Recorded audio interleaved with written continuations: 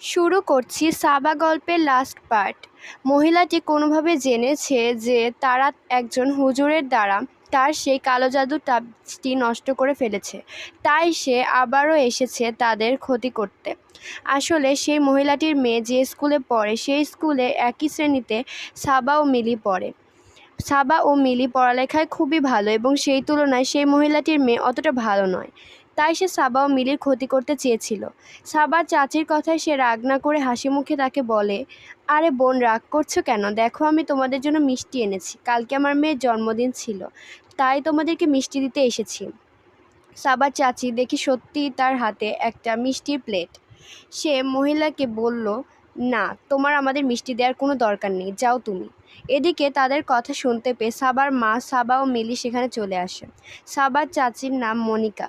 সাবার মা মহিলাটিকে দেখে বলে, কি ব্যাপার, তুমি আমাদের বাড়িতে এসেছো কেন? আরে ভাবি, আপনিও তো দেখছি রাগ করছেন। মনিকাও দেখুন না রাগ করেছে। কালকে পলির জন্মদিন গিয়েছে, তাই তো আপনাদের মিষ্টি দিতে এসেছি। তোমার মেয়ের জন্মদিনে তুমি আমাদের মিষ্টি খাওয়াতে এসেছো কেন? ও মা, খাওয়াবো না, আপনার আমার প্রতিবেশী বলে কথা, এই নিন ধরুন। এই বলে সে সাবার মায়ের হাতে মিষ্টির প্লেটটি দিয়ে বলে, প্লেটটা পরে এসে নিয়ে যাব।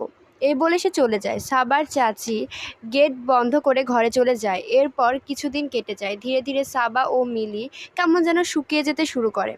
ঠিকমতো খাওয়া দাওয়া করে না, পড়ালেখাতেও আর মনোযোগ নেই, সারাদিন শুয়ে থাকে। আগে তারা সাফার সাথে খুব খেলতো, তাকে নিয়ে ছাদে যেত, খাওয়াতো, ঘুম পাড়াতো। এখন আর সেসব কিছু করে না। বাড়ির সবাই খুব চিন্তিত হয়ে পড়ে।